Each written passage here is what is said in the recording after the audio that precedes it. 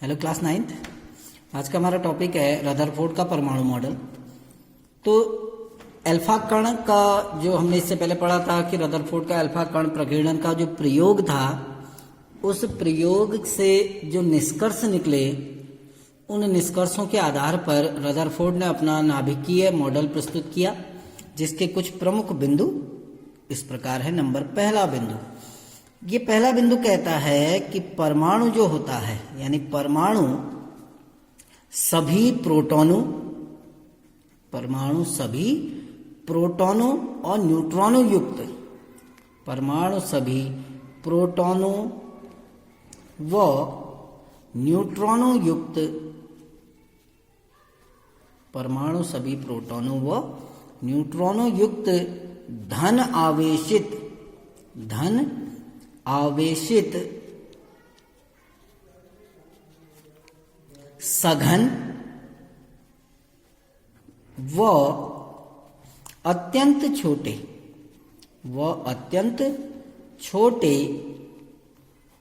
नाभिक का बना होता है, अत्यंत छोटे नाभिक का बना होता है, अत्यंत छोटे नाभिक का बना होता है।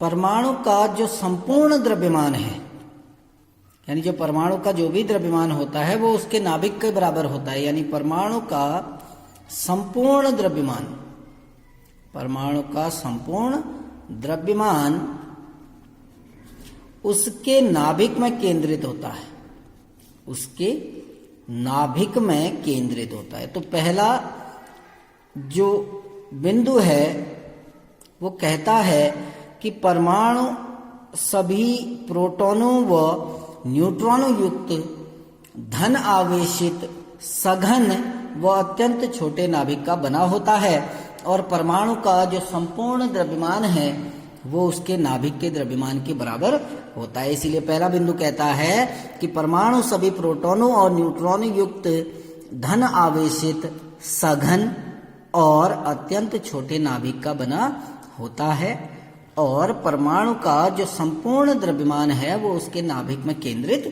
होता है। नंबर दूसरा बिंदु, इसका जो रदरफोर्ड के परमाणु मॉडल का, अब हम दूसरे बिंदु के बारे में चर्चा करते हैं। दूसरा बिंदु कहता है, ये तो उन्होंने बता दिया कि प्रोटॉन और न्यूट्रॉन किस प्रकार व्यवस्थित होता है। तो उन्होंने कहा कि प्रोटॉन और न्यूट्रॉन जो होते हैं वो कहाँ स्थित होते हैं? नाभिक में।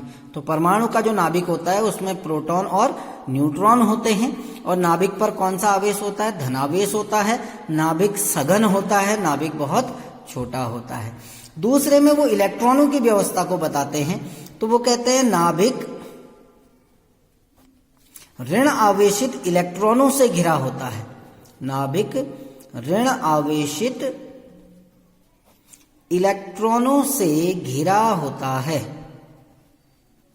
इलेक्ट्रॉनों से घिरा होता है। यानी इलेक्ट्रॉन जो होते हैं वो नाभिक को चारों ओर से घेरे रहते हैं, ठीक है ना। और जो इलेक्ट्रॉन होते हैं वो बहुत ही तीव्र वेग से नाभिक के चारों ओर घूमते रहते हैं, ठीक है ना। अब इसी के आगे हम बोलते हैं इलेक्ट्रॉन अत्यंत उच्च वेग से, अत्यंत उच्च वेग से नाभिक के चारों ओर, नाभिक के चारों ओर वृत्ताकार मार्ग में, वृत्ताकार मार्गों में या मार्ग में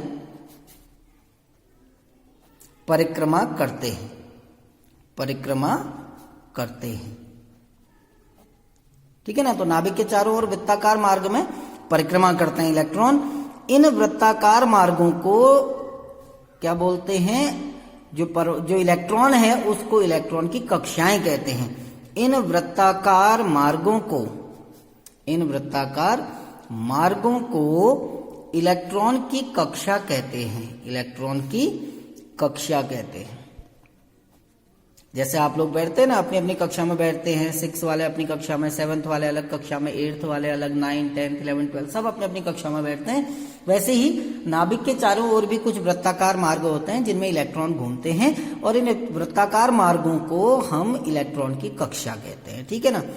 तीसरा, जो धनावेशित नाभिक है, ठीक है ना, धन आवेशित नाभिक, धनावेशित नाभिक व ऋण आवेशित इलेक्ट्रॉनों, क्योंकि नाभिक पर धनावेश है और इलेक्ट्रॉनों पर क्या है, ऋणावेश, तो धनावेशित नाभिक व ऋणावेशित इलेक्ट्रॉनों के मध्य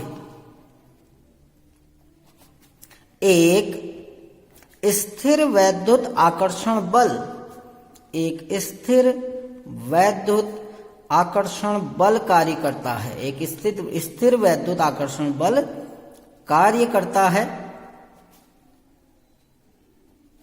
जो परमाणु को बांधे रखता है, जो परमाणु को बांधे रखता है।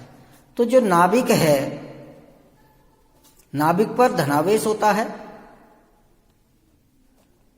ना, नाभिक पर धनावेश होता है, इलेक्ट्रॉन पर ऋणावेश होता है, और हमें पता है कि विपरीत आवेश एक दूसरे को क्या करते हैं, आकर्षित करते हैं। तो धनावेशित नाभिक और ऋणावेशित इलेक्ट्रॉन के बीच में ये जो बल कार्य करता है, जो इन दोनों को बांधे रखता है, उस बल को हम कहते हैं स्थिर वैद्युत आकर्षण बल।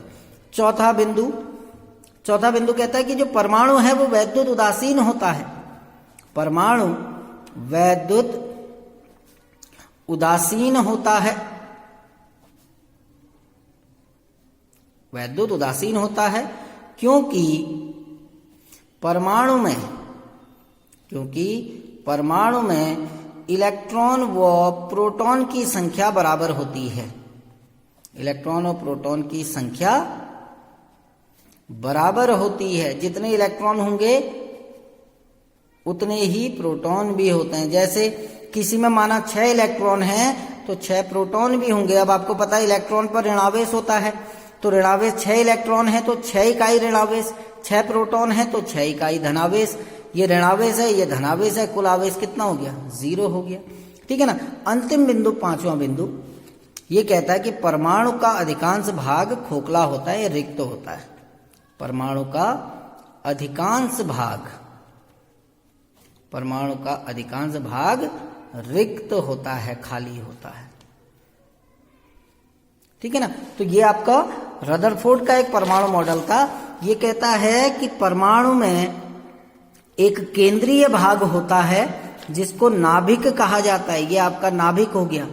नाभिक में क्या होते हैं, प्रोटॉन और न्यूट्रॉन। तो पहला बिंदु यही था कि परमाणु सभी प्रोटॉनों और न्यूट्रॉनों युक्त धन आवेशित सघन और अत्यंत छोटे नाभिक का बना होता है, था ना। ये कहता है कि नाभिक के चारों ओर कुछ वृत्ताकार मार्ग होते हैं जिनमें इलेक्ट्रॉन घूमते हैं। ये इलेक्ट्रॉन वृत्ताकार मार्गों में घूमते हैं। इन वृत्ताकार मार्गों को क्या कहा जाता है, इनको कक्षाएं कहा जाता है, या कक्षा, अंग्रेजी में ऑर्बिट कहते हैं इसको हम। तो इलेक्ट्रॉन जिन वृत्ताकार मार्गों में चक्कर लगाते हैं, उन वृत्ताकार मार्गों को हम कहते हैं उस इलेक्ट्रॉन की कक्षा, ठीक है ना। अब ये क्योंकि नाभिक पर धनावेश है, इलेक्ट्रॉन पर ऋणावेश है, तो इनके बीच में एक बल कार्य करता है। इस बल को हम बोलते हैं स्थिर वैद्युत आकर्षण बल। और परमाणु उदासीन होता है। और उदासीन क्यों होता है, क्योंकि जितने प्रोटॉन हैं उतने ही इलेक्ट्रॉन होते हैं। तो धनावेश और ऋणावेश का मान क्या हो जाता है, बराबर होता है, इसलिए कुल आवेश कितना हो जाएगा, 0। 6 इकाई धनावेश, 6 इकाई ऋणावेश, तो कुल आवेश कितना हो गया, 0, ठीक है ना। तो ये रदरफोर्ड का परमाणु मॉडल था। कल हम अपने नेक्स्ट टॉपिक पे बात करेंगे। Thank you.